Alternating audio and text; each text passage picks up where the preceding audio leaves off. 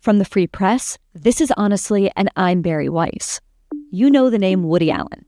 Everybody does. He's made some of the most acclaimed films ever.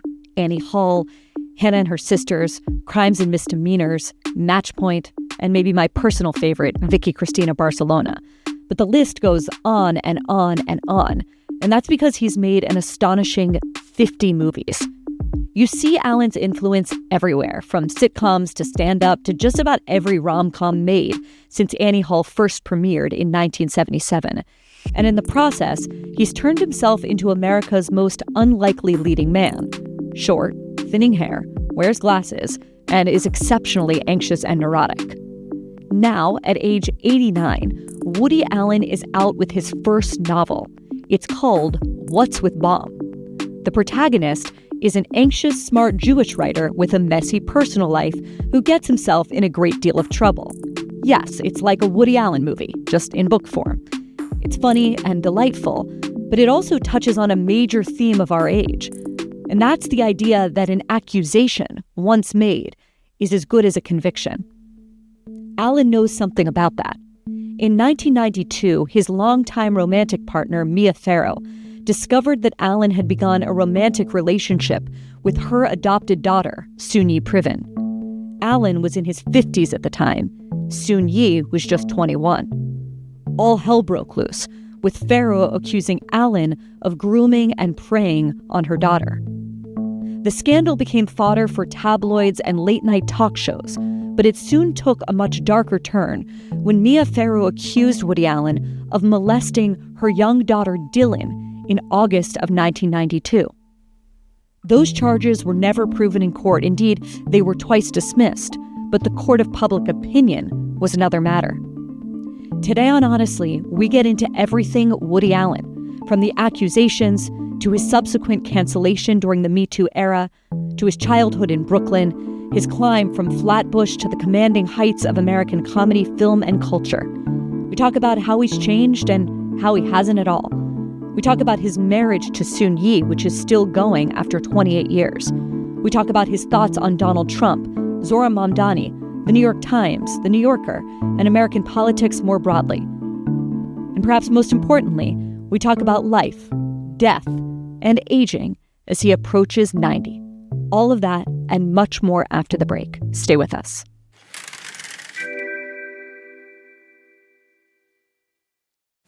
Woody Allen, welcome to Honestly. Thank you. Thanks for having me here.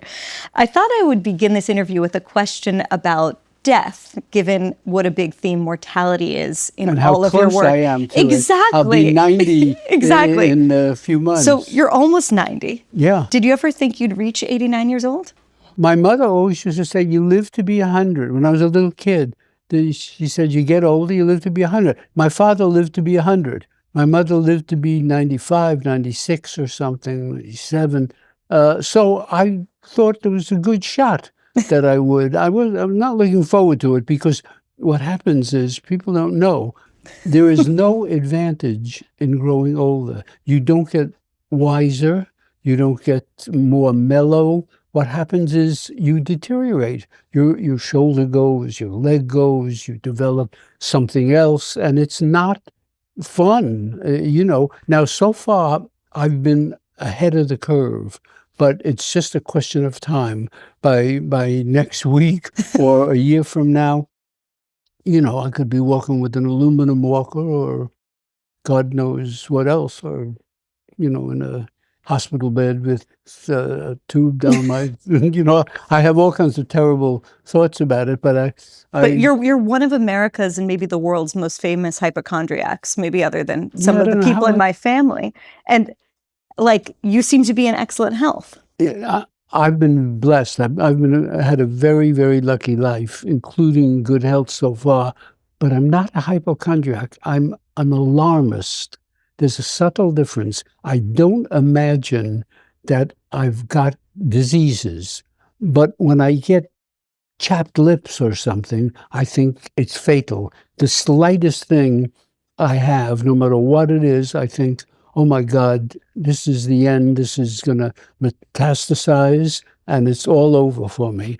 But I don't wake up in the morning and think, oh God, I'm getting something, or I don't, but I am an alarmist. I do panic at the slightest infraction. One of the things people talk about, we ran a beautiful essay about this in the Free Press the other day, is as they get older, the one thing that changes, you're saying not much changes other than the physical disintegration, is a loss of ambition.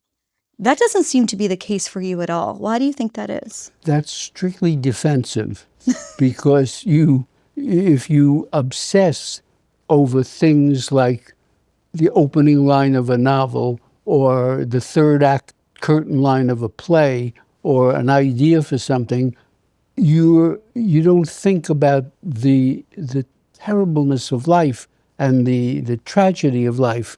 You think about a solvable problem.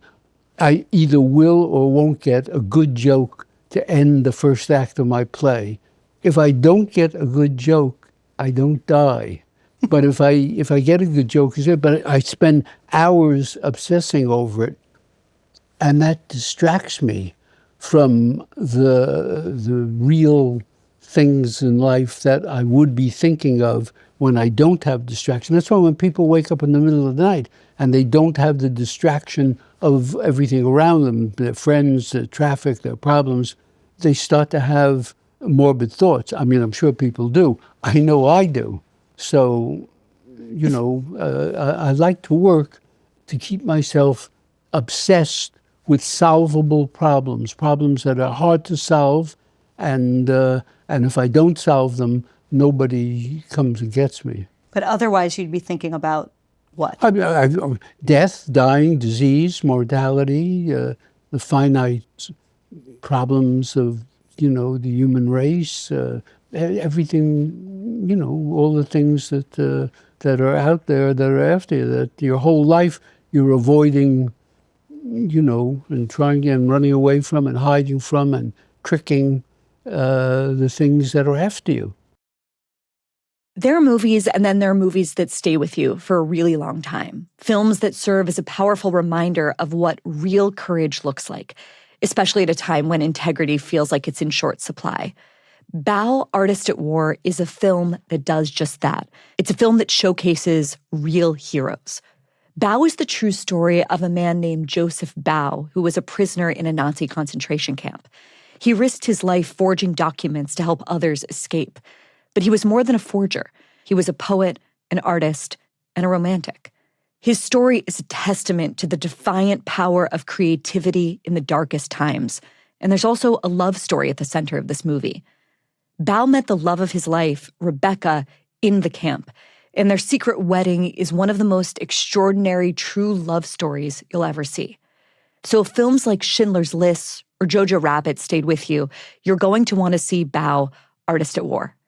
Baum, Artist at War opens for a limited theatrical run starting on September 26th. Go to baumovie.com to watch the trailer, to learn more about Joseph's story, and to find a screening near you. You can also sign up for group screenings if you want to bring this powerful movie to your community. Let me spell it for you. It's baumovie.com. One last time, that's baumovie.com. It's the true story of Joseph Baum, a prisoner who risked his life forging documents to help others escape to freedom. You're Jewish, but famously an atheist or an agnostic. You'll tell me, any changes on that as you reach 90? I'm an atheist, but you can't honestly be technically anything but an agnostic because, we don't know. But all overwhelming evidence, including the evidence of the most brilliant physicists in the world, points to atheism. So I'm hoping that I'm wrong. I'm hoping that there's a God and a benevolent God. But it looks to me like if there's anybody up there, that he's got it in for me. that I'm better off if as an atheist. Because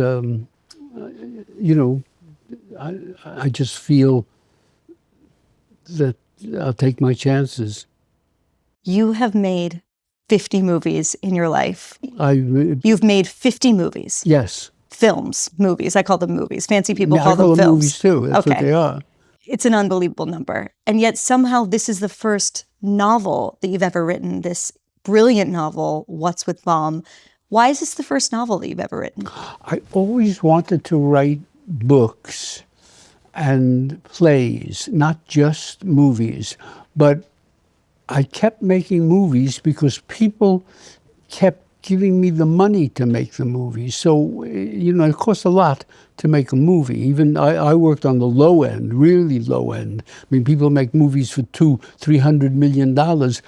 I was always making them for $15 million or something. So it was the low end, but it's still a lot of money to take and lose for somebody. They kept giving me money, and I kept thinking, well, I'm healthy, I'm young, they're sponsoring me. And as I got older, after I made 50 movies, I thought, how much more life am I going to have? I may as well try some of these things, or I'm never going to get to them.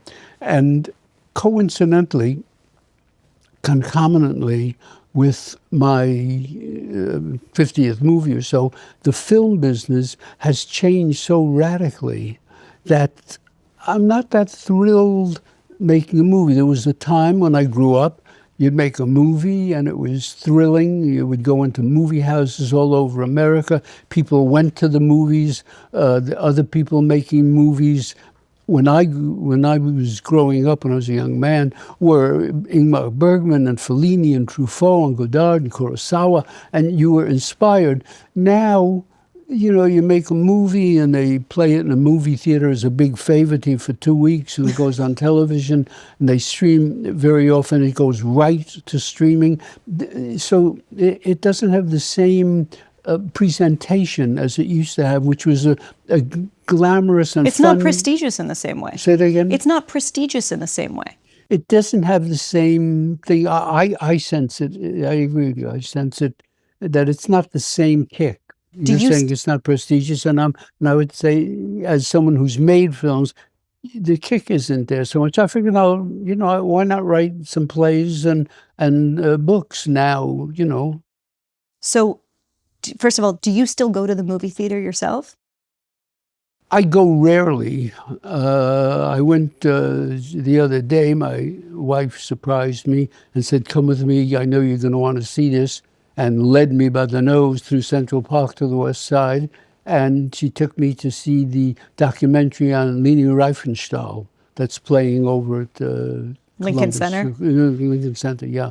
And so I do go, but I don't go a lot. I mean, like all of America, I was a habitual moviegoer. When I was really young, I used to go 3-4 times a week. I saw all those movies, Casablanca, The Treasure of the Sierra Madre, and all the American films, and I loved them, and it was fun to go to the movies.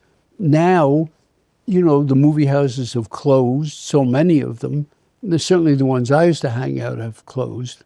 And I don't go as much as I used to go. Let me read the book's description for people that haven't read it, but after this interview, all of America is going to go and read this book. A neurotic Jewish novelist struggles with his failing career, troubled marriage, and mounting paranoia while grappling with a secret that could destroy his life. Replace a few words, and this sounds like it could be a book about you. And certainly reading it, a huge pleasure of reading it is for people that long for a new Woody Allen movie. It's like seeing one of your movies through book form. It probably, yeah, I'm probably limited as a thinker and as a creative artist, and so you've got some themes. My book is not going to be the Brothers Karamazov. I don't have the size for that. It's probably in the genre of the kinds of things I've always been doing. I hope it's funny. I intended it to be funny, and the characters I write about and the atmosphere is New York and Manhattan, because that I know, and so yes, and this could have been a film script, definitely, or a play, and I could have, if I was younger, and I could have played that part. If I'm too old to play it now, I could have gotten someone younger than me to play it. But it is a dramatic character, certainly. The Asher Baum in this book, people will recognize him in so many of the other leading male sort of stand-ins for you. And that's the thing that people always say about your movies is that, you know, whether it's Jesse Eisenberg or Timothy Chalamet or pick your movie and pick your actor, they're sort of stand-ins for Woody Allen. Do you think that's true? I think they don't realize how much I exaggerate it.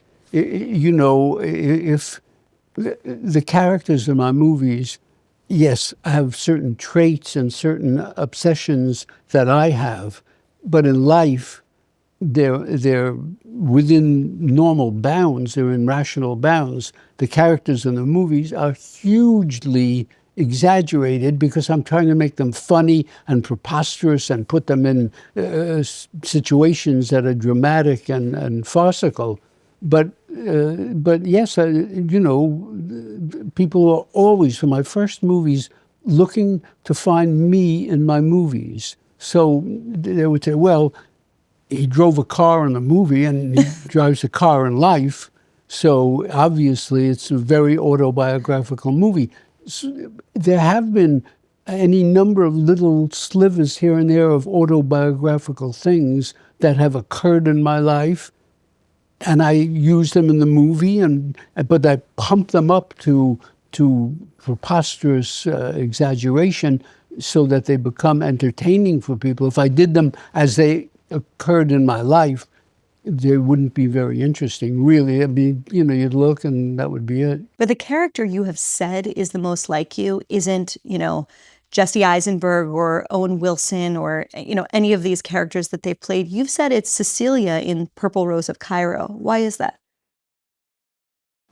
Because of all the characters that I've written about, the one that Mia played in The Purple Rose of Cairo, Cecilia, was the one that was closest emotionally to me. I used to get lost in the movies, and I used to rue the times that real life existed and the movies existed.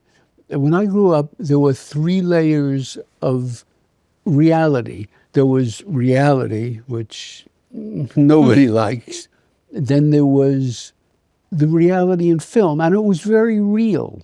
You know, when you saw Edward G. Robinson and Humphrey Bogart and Alan Ladd doing their things, it was, you were in a real world for a period of time. They were, you know, the cars were real, the food they ate was real, and it was real. And then there was the third reality, which we knew about in the East, which was that the movie stars, these larger-than-life people, Fred Astaire and Ginger Rogers, lived in California, in Beverly Hills, and they had homes with swimming pools, and they went out to Ciro's and the Macambo at night, and they danced together, and that was a different reality.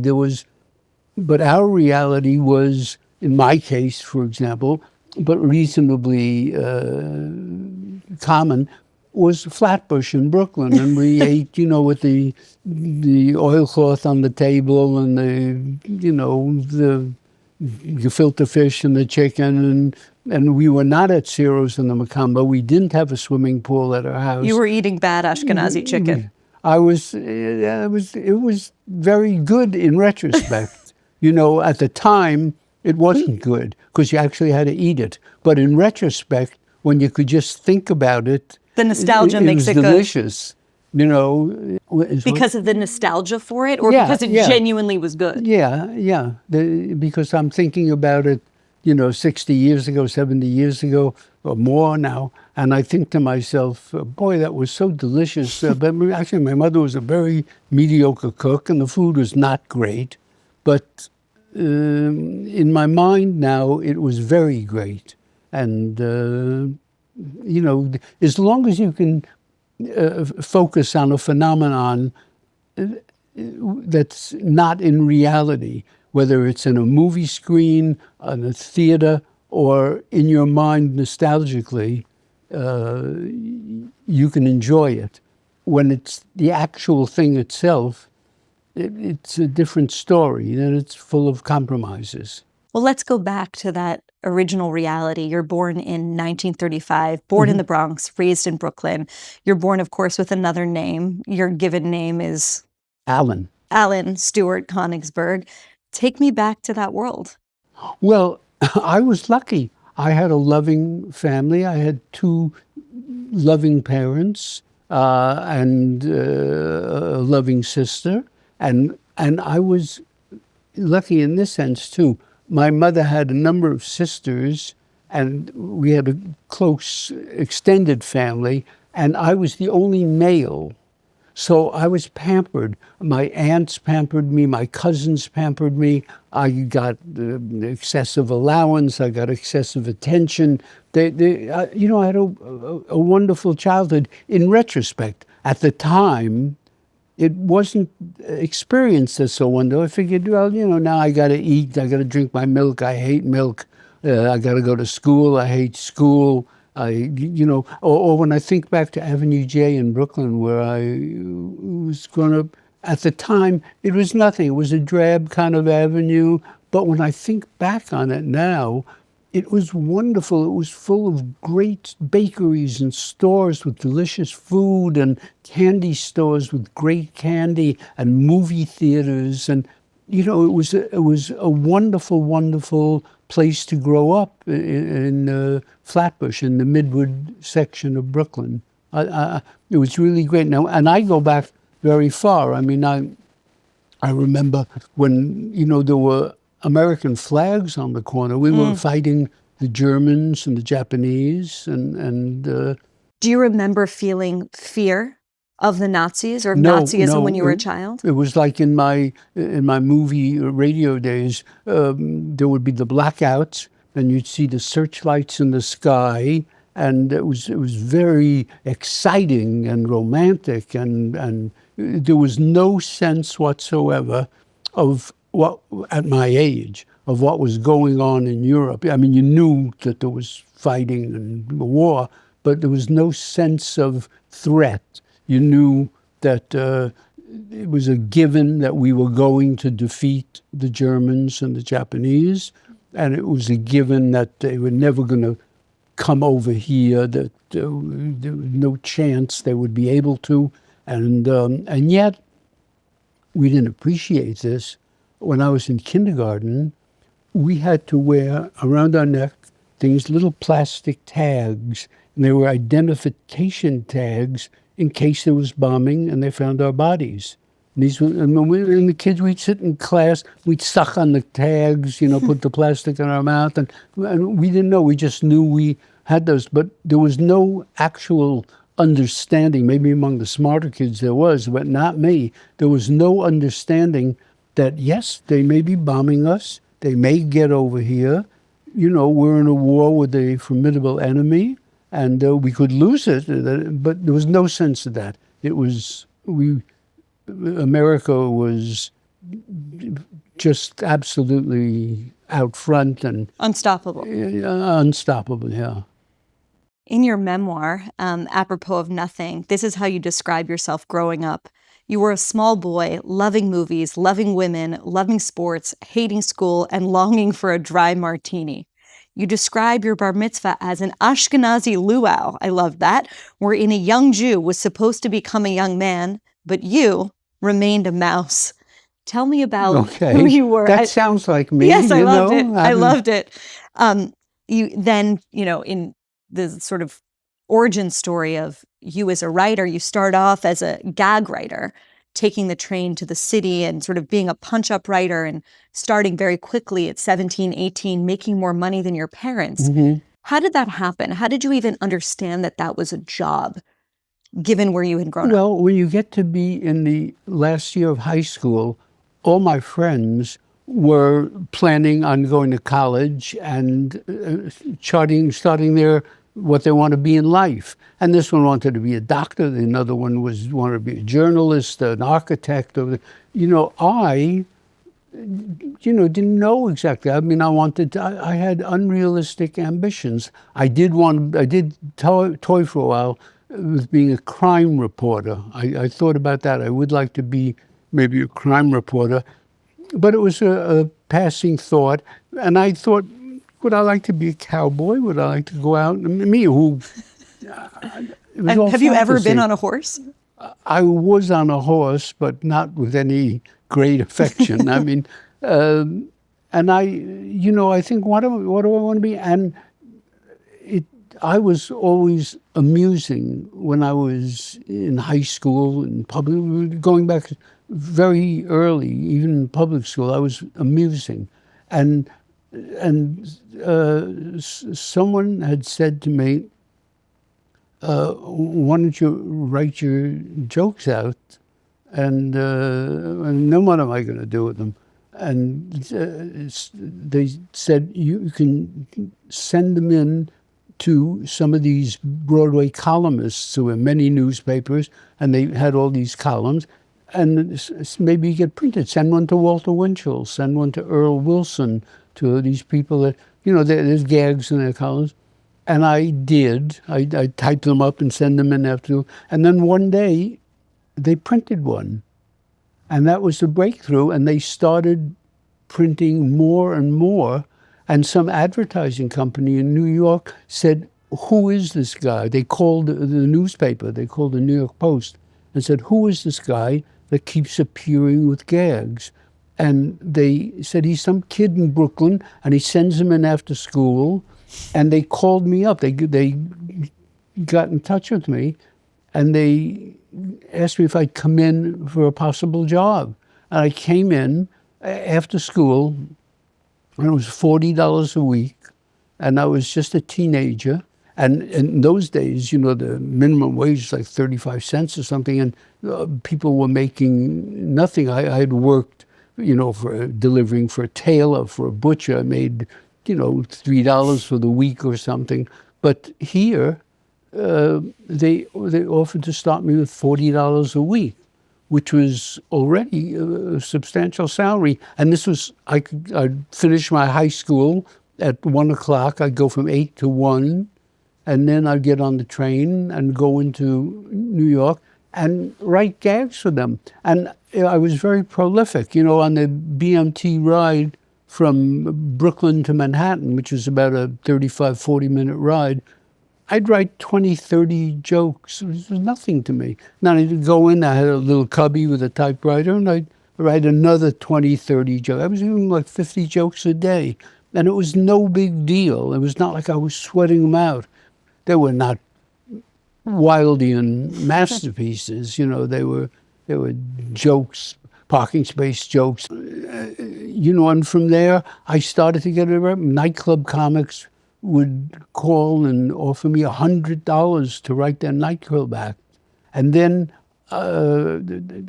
radio shows got wind of me and would offer me jobs. I wrote for Arthur Godfrey. I wrote for Peter Lind Hayes. I wrote for Herb Schreiner. And I started, to develop a reputation, and people were I was never out of work from 16 to now. 90. I was never out of work.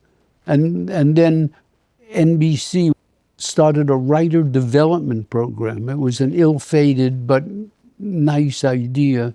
And they hired writers they were going to develop for comedy shows. And that, believe it or not, paid $175 a week, which was more than both my parents. I mean, again, this was the early 50s, and they went through a very, very punctilious vetting process. And they did not choose wisely, because they chose about 8 of us. And I worked very hard. The other people, took the money and they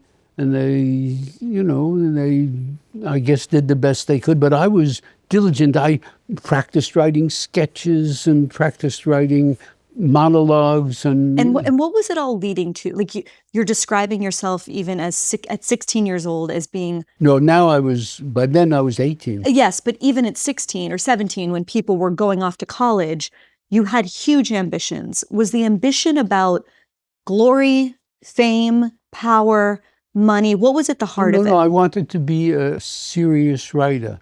I wanted to be like Ernest Hemingway or William Faulkner. I wanted to be an author. And I found out that every time I wrote something funny, it would succeed. So I kept going in that direction. But when you were writing jokes that other people were saying under their own name, was that frustrating for you? No, or satisfying? no, it was exciting. I loved it. I thought to myself, gee, maybe I'll get lucky and I'll be one of Bob Hope's writers. And that was your biggest ambition? You know that? Yes, that was because he was, my whole life, he was one of my idols. I mean, I found him very funny. Now, again, not great in the later years when he would come out and do those Republican jokes on his, some of the television shows, but the movies, I just found him to be hilarious. And I wanted nothing more. And I envisioned myself, again, I was young and naive, as living in that double reality. I would be out in California. I would be at Bob Hope's house in Toluca Hills. I would have a home in Beverly Hills with a swimming pool. I would be writing jokes for Bob Hope. And then someone said to me, you don't want to do that all your life. You don't want to be a television writer. You want to be a playwright. That's what so I was so, sensitive to that at the time. I decided to be a playwright. And I saw every play on Broadway, everything, every play on off-Broadway. I wanted to be a writer of plays. I never thought of being in the movies. So then how did it happen? I think your first movie at 30 was What's New Pussycat. How does that happen? You wanted to be Hemingway, but this is your first book at 89. Yeah, so you had a whole other... Why the movies? I know.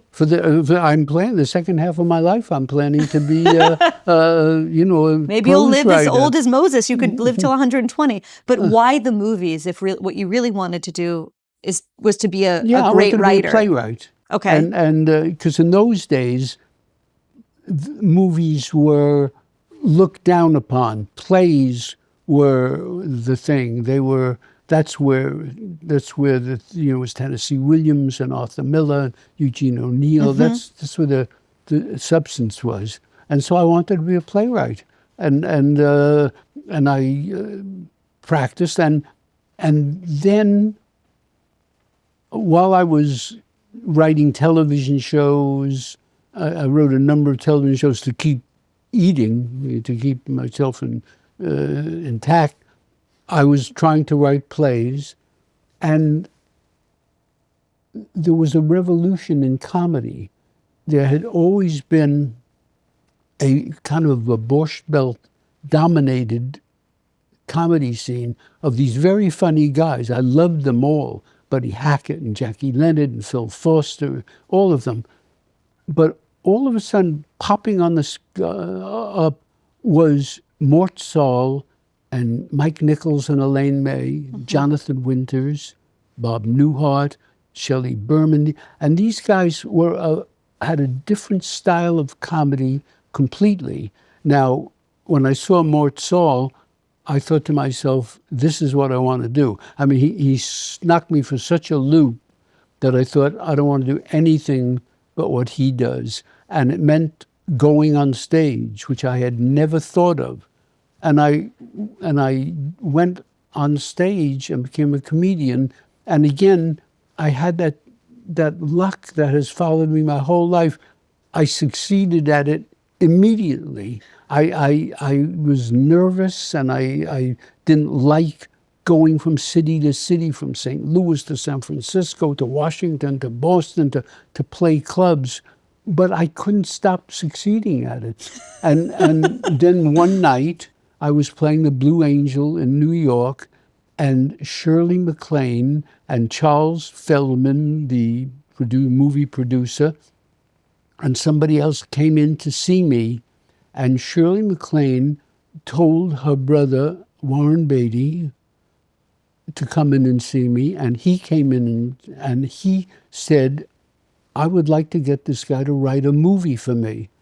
And he pushed Charles Feldman to hire me to write What's New Pussycat.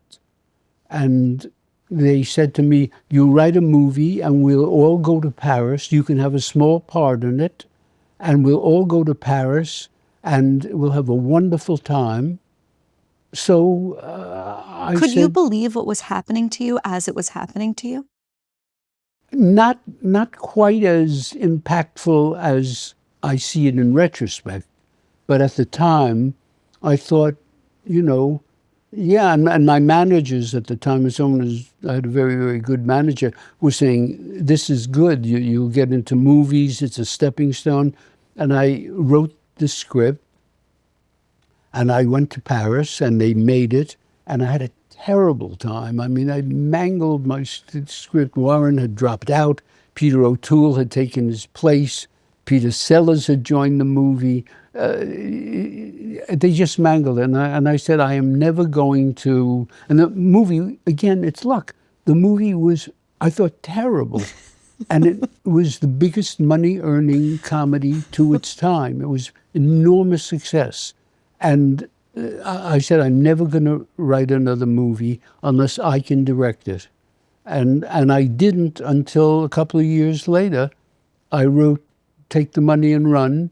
And again, I was completely lucky. Who's going to give me a chance to direct a film? What are my credentials? Nothing. But they were a new company, Palomar Pictures, and they couldn't afford Billy Wilder and, Right. you know, the real directors. And so I had a play on Broadway, Don't Drink the Water, which was very successful, even though it was a nothing play, but it was very successful. And they said, you know, yes, we'll give it. It cost $1 million budget, $1 million, and they put a monitor over me, who was very nice, actually. Like a babysitter. A what? Like a babysitter? It's someone to watch because you know that I didn't go crazy with the budget, and I made the film for the $1 million, maybe even a little less. Take the Money and Run, and they gave me no interference. And it was you know very successful. I didn't know what I was doing, but I worked out of instinct. I thought they're going to laugh at this, and this is funny. They're going to laugh at this, and they laughed. They came and they laughed, and it was a very successful movie. And then I got a chance to do Bananas, and that was very successful. And then I can't remember what I did after that, but everything was always successful for me. And then what happens is the suits, as they call the executives, Yeah. they think there's some kind of mystical thing to comedy. You know, certain guys have it. Mel Brooks has it. Woody Allen has it. So they leave you alone. I've had final cut on every movie I've ever had in my life. For the first couple, I didn't have it contractually, but they left me alone because they thought, well, it's a special, odd talent comedy, and we don't know, but he knows, and you know, Peter Sellers knows, and Mel Brooks knows, but it's not usual. We could, in a drama, they could interfere and tell you what they think about, well, that he would never marry this person, and we need more here. And in comedy, they step back. In a comedy, and leave you can be alone. with Diane Keaton, but not in a drama. Yes, in the comedy, but in real life, I wound up with her. I know. We're going to get to that. I was so lucky. We're going to get to that. So 50 movies over the course of your life. If you think about, you know, a great filmmaker like Stanley Kubrick, he made 13. Quentin Tarantino, I think, is making his 10th. He says it will be his last movie. 50 is just an enormous number. What's the secret? Is it just that, you know, other people demand a zillion takes and you just go with the first? What is it? The secret is that it's no big deal. It's not rocket science. You know, everybody in the business makes a big thing out of it. They write a film and then they go to lunch with 6 people and they get this much backing, and they go to lunch with a star and he says no, so they go to lunch with another star, and 2 years later they get it on. I didn't have that problem. I had my backing right away because they hired me at United Artists to make a few films for them, as long as they were very limited budgets. And it's no big deal. You write the film, and it's common sense. You know what you want to see on the screen. You do it, and then you're finished with it. And then what do you do? Then that's what you do for a living. So whether it's a week later or a month later, you start on another one, and you do. And so this is what I did, and I just turned them out, and it was not. I wasn't sweating them out, and I wasn't pacing, waiting for inspiration to strike me. But it's funny because people think of you as being this caricature of a neurotic, you called it alarmist, but hypochondriac, alarmist, Jewish guy. You're kind of the least neurotic person when it comes to your work. Yeah, you've said like, unlike athletes that watch their game tapes, you've never gone back and watched any of your movies. I've never watched any of my movies. No, I've never watched them again because I could only think, oh God, I could do that much better, and I can't do it again. But what people think about me is always like an oddball but I'm not. I'm the most middle class. I get up in the morning and work. I do my exercise, I work. I go to the movies, I practice my clarinet, I play with the kids when they were younger. Very middle class life. At night I have dinner with my wife, and I, watch a baseball game or a basketball game. Very, very, and work.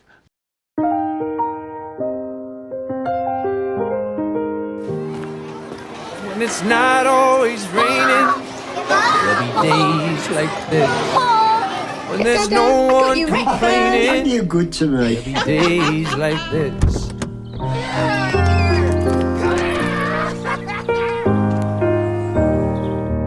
My mama told me way faster. there'll be days like this.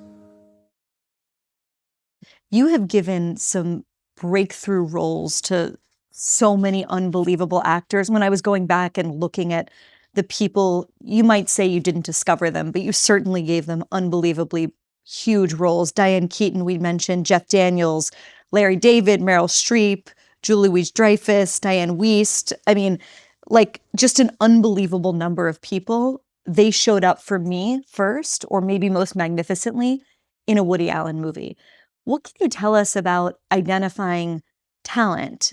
You talked about before how you can cultivate a writer, you can develop a writer if they're born with talent. Is it the same thing with actors? And what are you looking for when you go to cast your movies?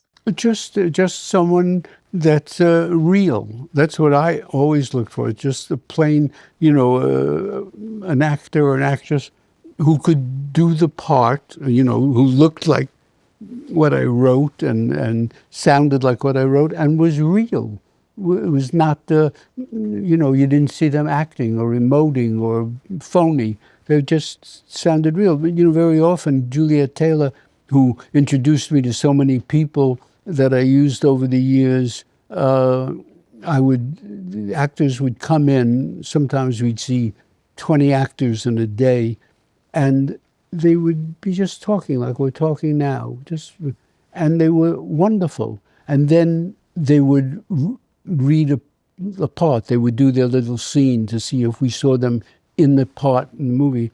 And suddenly, they'd lapse into their acting mode, and they'd start acting. And I was always saying, just say it the way we were talking a few minutes ago. Just talk. And that's what I was looking for. All just realistic people. And they're out there, and there's many, many wonderful actors and actresses out there, and Juliet found many people she'd introduced me to that I never heard of, and the woman would come in and she'd read for me, and I'd say, she's great, she's exactly what I want. There was no problem getting talent. And then there were a good number of already established great people. And, I worked, as I say, with Meryl Streep, with Maureen Stapleton, with Jenna Rollins, with Geraldine Page, all these great actresses. Who's the best? They were all great. They were interesting in their ways. I did a movie with Geraldine Page and Maureen Stapleton in the same movie, two great actresses. And the difference was that if you did 50 takes with Maureen Stapleton, she would do 50 the exact same way, and it would always be wonderful. I mean, she had to do it again if the noise broke it up or something. She was amazing. Geraldine Page, if an airplane would come overhead, she would integrate it into the scene. She never did a scene the same way. She never did a take the same way. Completely opposite techniques, but they were both great. Woody, there's certain themes that are present in so many, not all, but so many of your movies. New York City, neuroticism, Judaism, but I kind of repeat myself with those two. But one of the big themes is like romance is really the word for it. Mm-hmm. Do you think of yourself as a romantic? Of course I did. I always thought of myself as, but who doesn't? Yes, some people don't. I thought of myself as by romantic, I mean only someone who could create romantic scenes and who had a flair or a knack for being able to put romantic scenes on the screen. You are maybe not the most conventionally gorgeous man, and yet you have gotten in your life some of the most beautiful, charismatic women. So what's the secret? Luck. Just luck. I've worked with some very wonderful women, and some of them have been very beautiful, and even more than that, they've been very, very gifted and tremendously gifted artists, and have been big influences on me. I learned a lot from every woman that I've been involved with. I mean, when I was involved with my first wife, I learned a tremendous amount from her. Like what? Just so much about the city. She grew up in Manhattan. I didn't. She just knew the city and knew all the romance of Central Park and knew the romance of the Upper East Side. And she just learned by osmosis from her. And Keaton, when I was going out with Keaton, I saw everything through her eyes. She was so far ahead of me. I was such a schlemiel, and she was so naturally gifted. And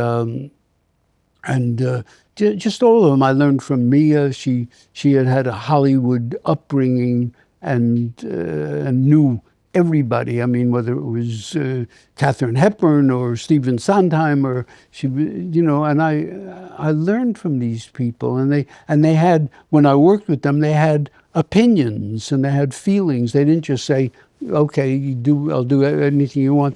They had feelings about the characters they played, and I was able to absorb from them. I mean, I was. I've, as I say, been very lucky. And because I guess they're actresses and there's a premium on looks with actresses, so many of them are attractive. I was in contact with them, and they were able to see my deep value. And I'll tell you an interesting thing. A disproportionate amount of desire is put on humor. And in all the surveys, whenever they say, what are you looking for in a man? What are you looking for in a woman? Invariably, on every single one, sense of humor is for right women. For women. For women, and for men and women. It's right up there. But come on, don't you think it's the case that women are fundamentally attracted to intelligence, power, ambition, humor, less focused on physical, and men are much more focused on beauty? Yes, I do agree with that. I think women are more focused on other traits and other factors, and men do have a natural inborn response. If there's a very beautiful woman across the room, men will click onto it. But then it has to be followed up. Then you go across the room and you say hello and you talk to the person. And if they're dumb or boorish or obnoxious or uninteresting, then it doesn't really matter. One of the strange things that's happened in American cultural life over the past 10 years, but maybe longer, is this trope that there are no real differences between men and women. Have you been following that? What do you think of that? I haven't been following it, no. I mean, I grew up where there were differences, and I always responded that way. I never felt guilty over turning my head and looking at a beautiful woman in the street. It's a natural thing. I don't think about it. If I'm walking down the street and a very beautiful woman is crossing the street, I look at him. It's and I don't feel any guilt. I think I was, that's part of my natural birth instinct. And I do agree with you that women don't do that as much. They do it. I mean, I know women will see some gorgeous guy and they'll say, God, he's great looking, he's so attractive. But women have a wider scope of appreciation. They can... So you've never heard the phrase toxic masculinity? I've never... I'm just curious, have you heard the phrase toxic masculinity? Yes, I don't know what it means. Do you know what it is? No, I have heard the phrase. How much are you paying attention to what's happening in the insanity of American contemporary culture, or are you just tuning it out? I don't pay much attention to it. I'm by myself. I don't have a lot of friends. I don't have a lot of, I'm mostly home with my wife, family. I sit in my bedroom and work. I'm not political. I'm not socially, I know certain things, they automatically filter to you, but I'm not, those aren't the things that interest me. I'm interested in, my writing, the characters in my plays and my books and movies, getting that right and thinking about it for the next day and getting a good idea. And I'm not of the world to a great degree. And I made 50 films. I never made a political or social film. No, I think people, given what's gone on in the culture, have looked back at your movies through the prism of whatever's been going on in the culture war. But I think if you just look at the movies, they're not themselves political almost at all. No, I wouldn't have known where to begin. I never made a political satire or a political joke or any of the ideas I had were not political. They were always social, relationships between people. Men and women. Usually, yeah. One of the big themes that runs through all of your work is Jewishness, and not in the religious sense, but in the cultural sense. In this incredible new novel, there's almost a Yiddish word on every page, and some delightful ones that I had not heard in many years. Mm-hmm. As you were coming up, did you think of yourself as I hate myself for asking this question, but I've wanted to ask it of you. Did you think of yourself as a Jewish writer? Did you think of yourself as a writer that happened to be bringing the world of Flatbush into mainstream culture? Or were you just writing what you knew? No, I just thought of myself as a writer. And I was brought up in a Jewish family. So, those things come naturally to me. But I never thought of myself one way or the other. People used to say to me, all the comedians are Jewish. Yeah. But I didn't think that. I mean, Jonathan Winters was not Jewish. W.C. Fields was not Jewish. Bob Hope was not Jewish. There were so many great comedians that weren't. I never put a premium or thought about that much. I thought, this guy's funny, this guy's not funny. But I do think the funniest human of my lifetime was S.J. Perelman, and he has a knack, What are you thinking about right now as you're saying his name because you're laughing to yourself? I'm thinking that I copied so much from him. You politely call it influence, but I copied so much from S.J. Perelman, and he judiciously would use a Yiddish word now and then because the wonderful sound of them and the fact that they can sometimes sum up a feeling that you can't get in English. No. And so I use those words with impunity. I think when historians look back on the period in which your career was at its heights, and really just the sort of the period of post World War II up until quite recently, they'll think of it as like the holiday from Jewish history, the period of just a golden era for American Jews. Did you feel yourself to be living inside of that time, and do you feel like that period has ended, or is it like my answer to the previous question where you're just not really of this world? I don't think of it. My friend Tony Roberts, the late Tony Roberts, used to say, Max, we lived in the best time as Americans, as New Yorkers, as Jews, as it was. It didn't occur to me. I just took it for granted that we lived in New York and it was a great city, and we lived in America and it was a terrific country, and that Jews were treated well in America. And but I'm aware of anti-Semitism. I mean, that is a subject I'm definitely aware of, and I've mentioned that in movies at times. I'm certainly aware that, and I think of Freud's comment that people will always be anti-Semitic because the human race is a sorry lot.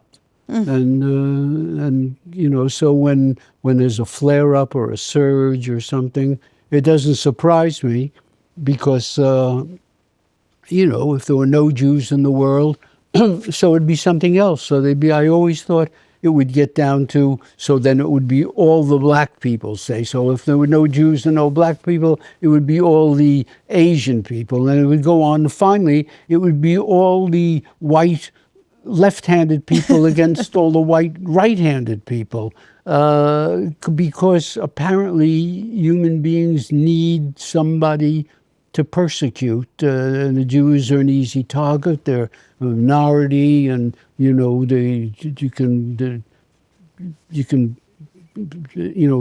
were fashionable to dislike them, or but the blacks have had a terrible time of it, and if not in other countries, the Armenians, people are not, we're a failed species, and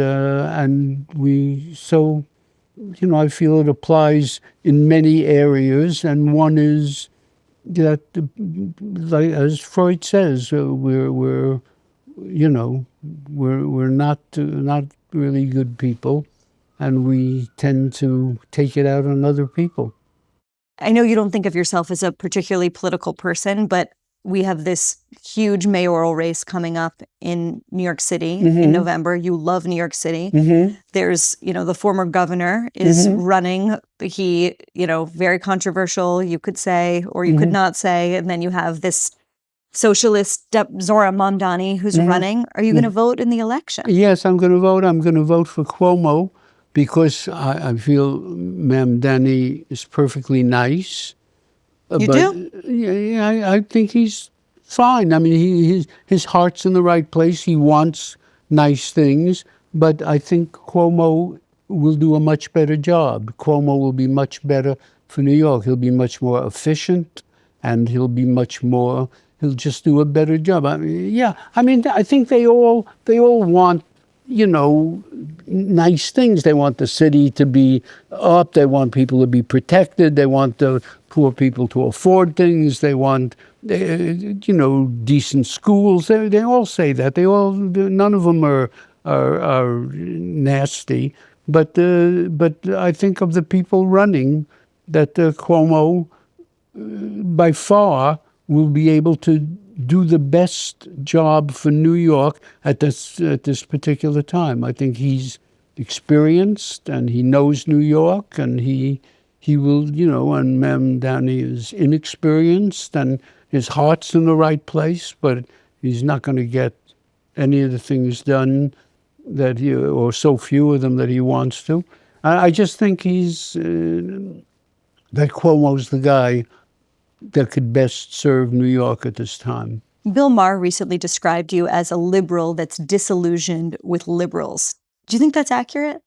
I'm just or are you disillusioned with everything? With people, yeah. I never voted, in terms of the party. I vote, who I think would do the best job. I wouldn't hesitate to vote for a Republican if I thought that Republican was the best person. Over the years, I voted Democratic almost all the time because I almost always felt the Democrat was the right person for the job, but not because he was a Democrat, but because what he was selling was good. The feeling right now among a lot of disillusioned liberals, I think I would include myself in that category, is that, the left has lost its mind, has gotten so illiberal. But I wonder sometimes if we just don't have enough perspective. And you've been around for longer than I have. Have there been other moments in American life where things felt this kind of precarious? Well, during the McCarthy era, things felt very precarious. They were terrible. They were awful. Things wax and wane. Governments do a good job and then they fail. Bad people get into office and then they get out of office. Great people get into office and then they get. There's no set thing. It waxes and wanes. But the idea that with Trump in office, it's sort of the end of the republic. Do you buy into that? No, I think Trump will go through. I'm against practically everything he's done, but he was elected fairly. He'll go through his 4 years. I don't think it will be good for the United States, but when it's over, they'll elect somebody else. They'll have an opportunity to vote for another president. One of my favorite of your movies is Everyone Says I Love You. And there's this, I'm wondering if you even remember it, given how many you've made.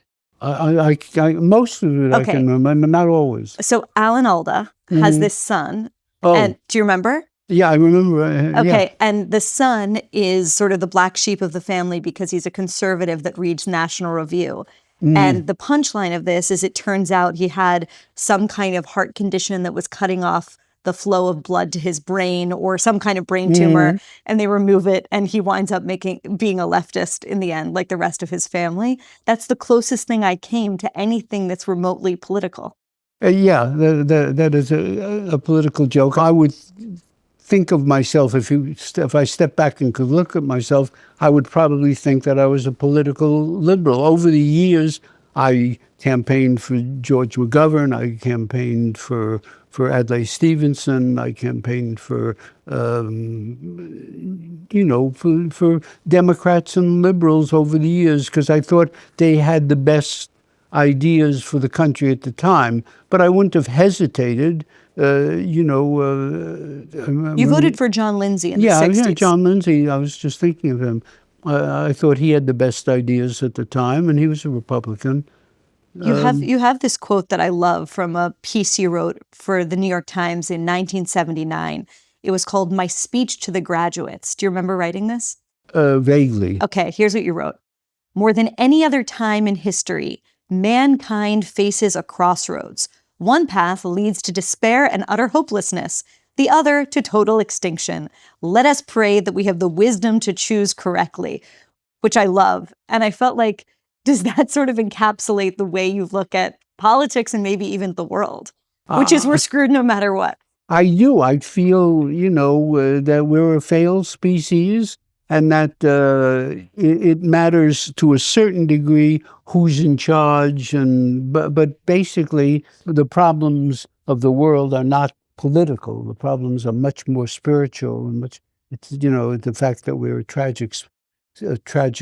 doomed to a tragic existence and an empty, meaningless existence is a big problem, and that's the problem. So you get Republicans in, you get Democrats in, so this guy's rotten and the next guy's better, and and this goes on. But in the end, for thousands of years, meanwhile, we're still killing each other here and killing each other there, and don't trust each other, and we're spying on each other. I mean, it's they don't really make progress because they try and make political progress, but spiritual progress, existential progress, philosophical progress, they don't make, and that's really unless people, all those movements, whether it's Christianity or Marxism or liberalism or democracy, they're all contingent upon people being fundamentally decent. They could all work if people were decent, but none of them ever work. Democracy works, though, because it doesn't assume people best. It works best. But it doesn't assume that people are always going to be decent. It says we have a set of laws that contain people when they're indecent. Yeah, but you see, it's not working so well at the moment.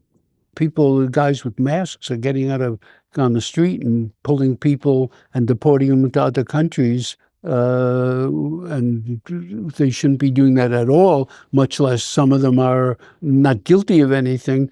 It's not working, checks and balances at this moment is not working perfectly unless people can finally come to terms with their existential problems, their spiritual problems. Isn't God helpful for that? I was on television once with Billy Graham, and I was an avowed atheist, and he was certainly not a man of God. And we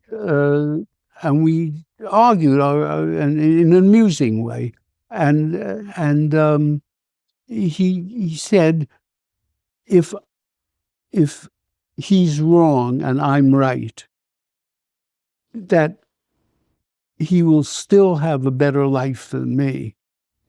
And I couldn't debate that, I couldn't argue that, because he was right. If you are capable of deluding yourself, you can have a better life. I'm not capable of that. I don't have a great denial mechanism. But if you have a good denial mechanism and you can fool yourself, that's why people who are religious naturally, without, deciding to be religious, or people who actually believe, have a better life. They have a better life, certainly than me, but they have a better life in general.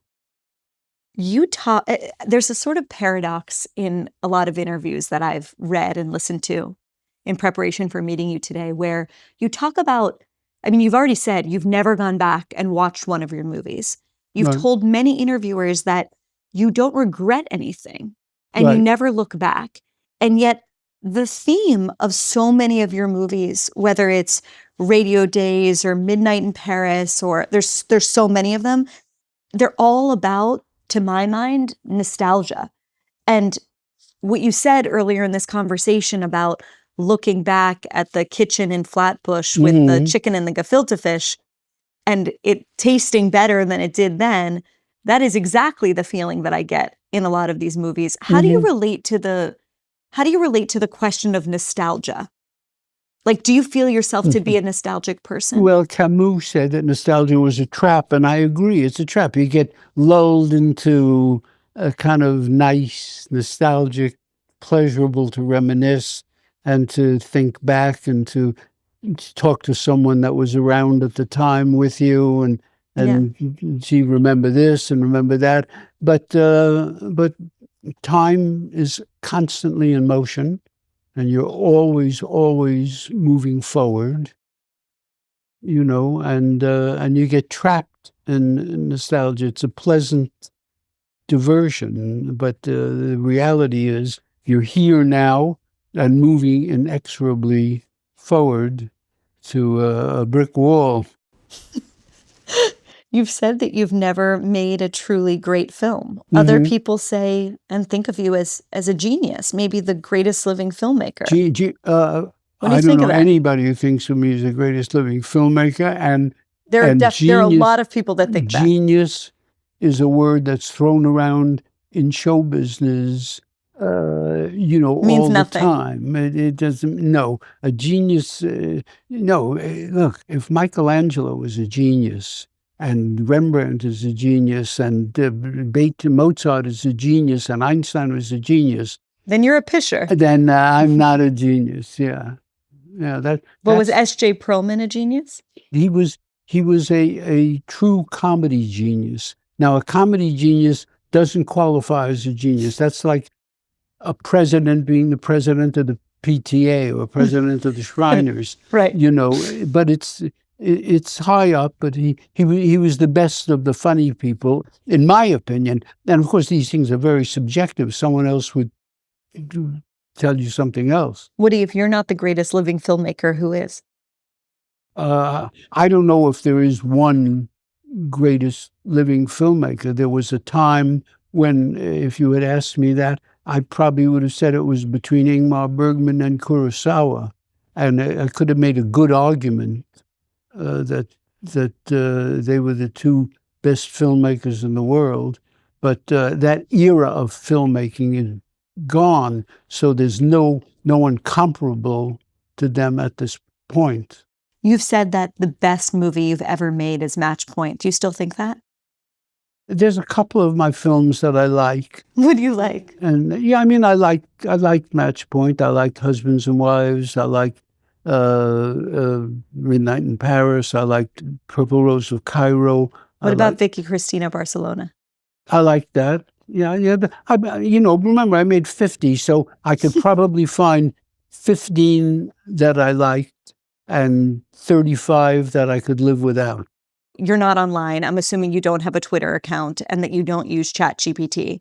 But one of the things that's happening right now is you can use artificial intelligence to make an entire movie. Mm-hmm. And there's a lot of people that are saying, you mourn, the era of Ingmar Bergman, but people are now mourning the era of you and Kubrick and all these other people because they're saying, there's no such thing as filmmaking anymore. Do you have any feelings about whether or not using those new technological mediums makes it sort of illegitimate? Well, I've yet to see a great work by anything artificial. It's conceivable at some time that will happen, but it's hard to imagine because those things are predicated at this point in time by what you feed into them. They're strictly dependent on what's fed into them. So it's not really them that's doing it. They're organizing material and arranging it. But you can't imagine ever that from scratch a machine, no matter how superbly tuned, would from scratch write A Streetcar Named Desire. If you feed things into it, if you feed character traits into it and talk about Blanche and Stanley and the different things, it might put together a story, but it's strictly dependent on the inspiration, human inspiration. And so far, I haven't seen a single sketch or book or anything written by artificial intelligence that's worth anything, really. You've talked in this conversation about how your life, you're almost like born under a lucky star. Like everything in your life has been luck. Yes. And yet you're Woody Allen. You experienced probably one of the most catastrophic breakups of the 20th century. Was that the streak of luck running out? How do you explain that? No, it was a catastrophic. But that doesn't mean that your life is completely devoid of any kind of, I mean, I've catch cold, I've had measles, I've had, I was very fortunate because it happened, any reverb of that happened so late in my life that it had no practical effect. It was, it happened, and I tried to go through it as gracefully as I possibly could, but I went on making my films and doing my stuff and writing my books and playing my jazz concerts and tried to be as gracious and graceful about it as I could under the circumstances. I handled it as best I could. It doesn't mean, when I say I was very lucky, I don't mean my life was totally without a conflict here and there. It wasn't, but there was no conflict anywhere in my life that hurt me. It's not that I started making movies when I was younger and had one or two terrible flops and I couldn't make movies anymore, or I just switched and started to become a comedian and I was a humiliating stand-up comedian and I couldn't act anymore. I've made films that were, for me, disappointing, but it's never held me back. So I've always been able to try and, as gracefully as I could, move on and work and not take anything too seriously. Everything that happened with Mia and the accusations by Dylan were in the past. The court was always on your side. There were these two investigations, one from Yale and New Haven that was ordered by the Connecticut State Police, another by New York State Social Services. Both said there were no credible evidence. Soon Yi stood by you. Your son Moses stood up for you. But the upshot of that period and those accusations was that you can't get movies widely distributed in the US. Many American actors won't work with you. Many of people that have worked with you in the era of Me Too disavowed you. And a lot of people whose careers you made distanced themselves from you. You have basically said that none of this has touched you. None of this has made an impact on you. It hasn't bothered me, no. How is that? Sorry, But how could that be true? Like, you're a human being. How can that amount of vitriol not impact you? I don't take it seriously because I have said, I found it kind of interesting and at times even amusing. I was never guilty of anything.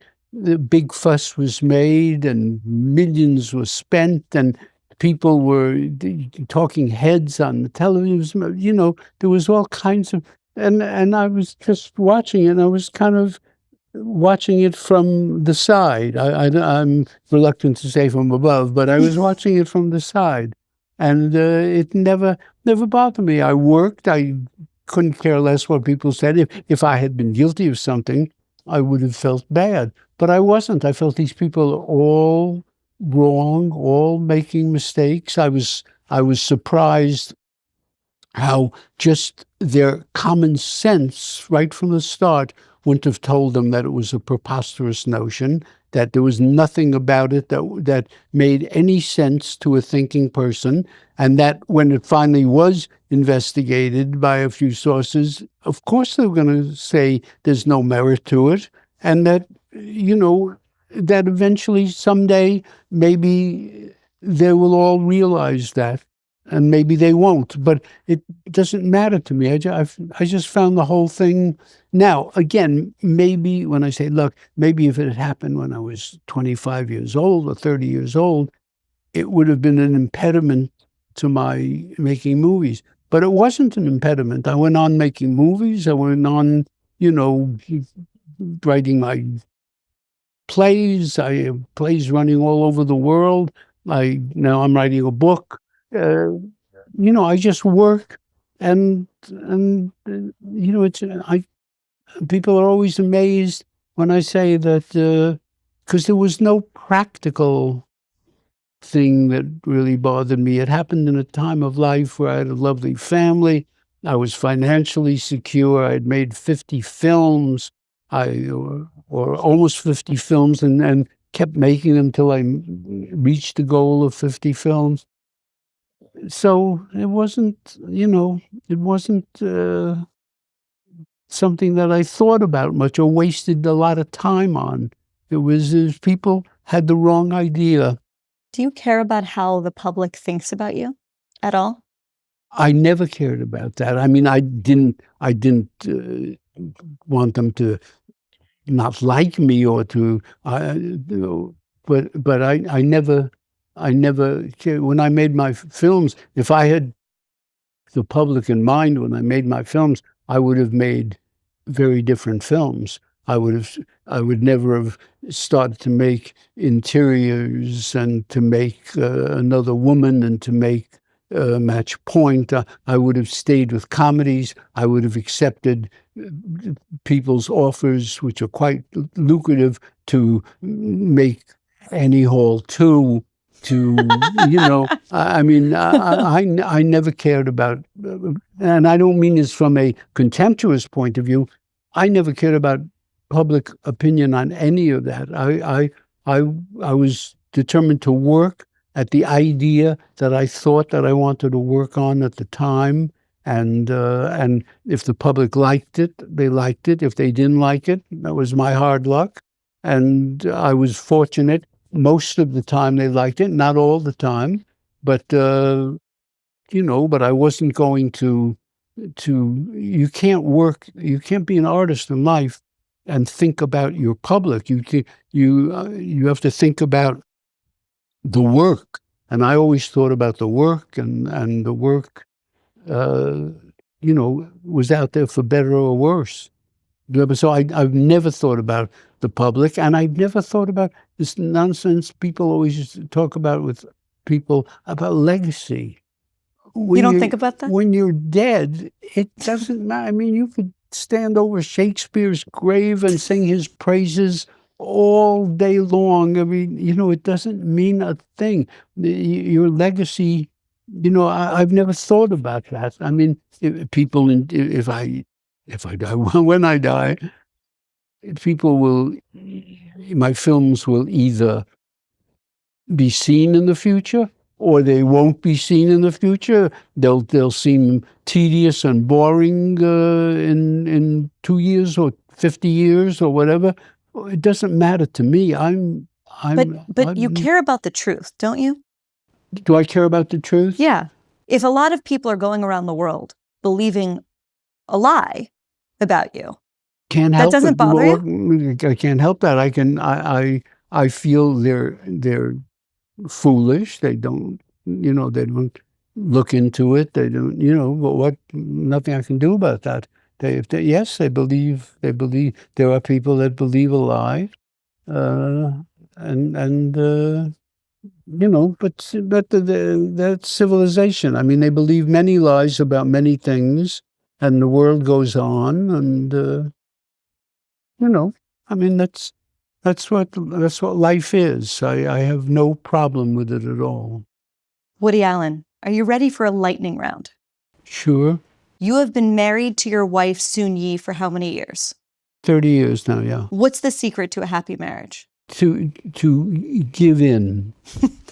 What is the best movie of all time? The Bicycle Thief. What is the last great movie you have ever seen? Well, I probably... You rewatched The Bicycle Thief. If you're probably the last great movie I saw the other night, The Third Man was on, and that's a great movie, and I saw it. It's not the greatest movie, I would say, but it is a great movie, and it happened to be on the other night, so it is technically the last great movie I saw. If you're in a hotel and you're flipping through the channels and a Woody Allen movie comes on, do you watch it? Absolutely not. When I'm on my treadmill in the morning and I'm surfing through the channels. If one of my movies comes on, I rocket past it as quick as possible. Do you watch television? Sports. Who's your favorite director of all time? Probably Ingmar Bergman. Favorite comedian, dead or alive? It's a tie between Groucho Marx and W.C. Fields. The best city in the world that's not New York City? Paris. Why? Because it's has the same nervous energy of New York and the same excitement, and it's incredibly beautiful. One word to describe Los Angeles. Not for me. What is the most important book you've ever read?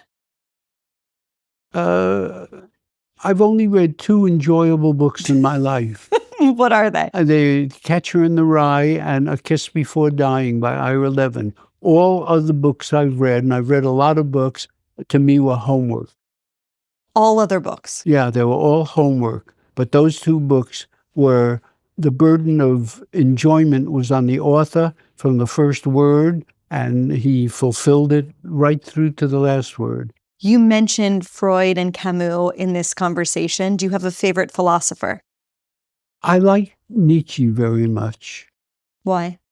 because he had a very wide he had a wide spectrum of what he wrote about. He wrote about so many aspects of life and in an uncompromising, exciting way, and he was a very good writer. You play clarinet, you play jazz, your children are named for jazz musicians. Who's your favorite jazz musician of all time? Sidney Bechet, Why? because he was relentlessly thrilling. Favorite painter of all time? Pissarro, Why? because he painted those streets of on Montparnasse, and they're the most evocative things. I could look at them endlessly. Those Parisian boulevards in the rain with people with horse and carriages and people with the umbrellas. What's the best play you've ever seen? A Streetcar Named Desire. Best musical? The best musical I ever saw was Guys and Dolls. In what film do you think you did your best acting?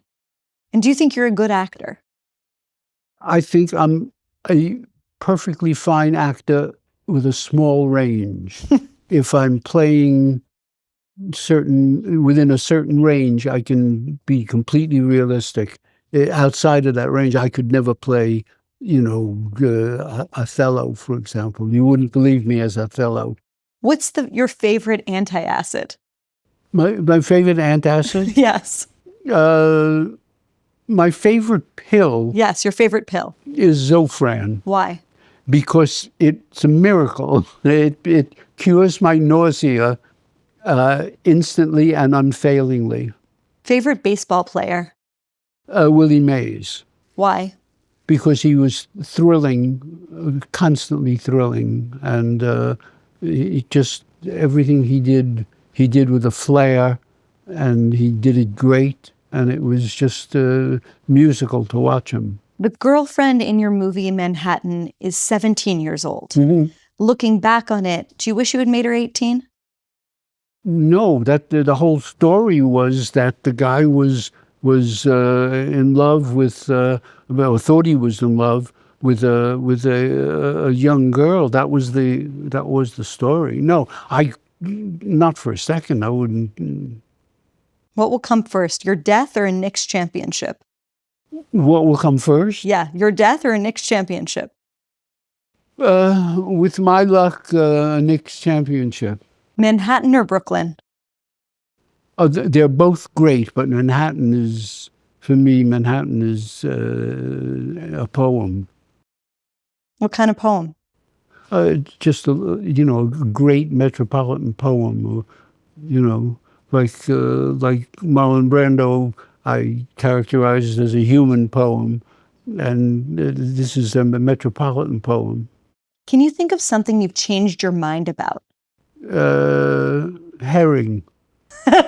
Do you used to not like it and now like it, or Yeah, the reverse? yes, I used to not like it, but now I love it. Where do you get the best herring in Manhattan? Barney Greengrass. I was just there on over the weekend. What are you most worried about today? Tomorrow, I'm worried about getting bad health news. What's the best date night in New York City?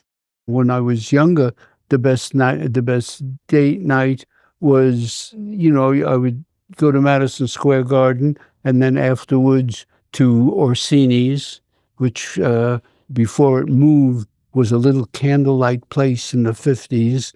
And you could sit with your date, and it was very romantic. And then you'd go home and never see her again. One adjective to describe yourself. Fearful. One word for the following. The Republican Party. Disappointing. The Democratic Party. Disappointing at the moment. Donald Trump. I would say wrong job. Marshall Brickman. Lovely guy, big loss. The New York Times. At the moment, to me, they've been disappointing. You used to write a lot for The New Yorker. Do you still read it? I read The New Yorker faithfully every week, yes. You have an iPhone in your pocket. I do. Do you text a lot, or do you like to call people on the phone? I can only do certain things. What can you do? I can call out on it, and I can text. I can't do emails really, and I can't do any of the other things. No apps or anything like that? No apps, no. Norman Podhoretz once said that the journey from Brooklyn to Manhattan is the longest journey in the world. Do you agree with that? It wasn't for me. It was, I got on the BMT and came from Brooklyn. It took about 35, 40 minutes. And I was there. I moved into New York effortlessly from Brooklyn, and I never looked back, although Brooklyn has become quite lovely since then. If someone comes up to you on the street and says, "Can I have a selfie with you?" What do you say? I always say yes. I never say no to an autograph or a selfie. Really? Right, never. Do you like it, or does it bother you? No, I don't like it, but I always say yes. I know you said you don't care about legacy, but how do you want people to remember your 50 movies, your plays, your novel, the novel that you're writing right now? Well, first of all, I would say to you, I don't really care if they remember them at all. When I die, apart from their royalty value for my kids, you could take them and put them and burn them. It doesn't matter to me if they see them or don't see them. It's irrelevant. Everything is utterly irrelevant when you're dead. It's all irrelevant. And I say the only relevance is there's some royalties for the kids. But if you rule that out, then you can do what you want with them after I'm gone. It doesn't matter to me if you see them or don't see them. You're working on another novel. When should we expect it, and what's it about? Yeah, I can't say what it's about, but I'm working on a couple of things. I write every day, and I'm finishing a play and beginning another book. I like to write because, as I said, it's very distracting, and it keeps me focused, and I don't think about the grim reality of living. So some people have God, you have work. Yes, I distract myself by work, by creating solvable problems. Woody Allen, thank you so much. Thank you, and thank you for helping me with my book. And I was very flattered that you said you liked it. Oh, I really liked it.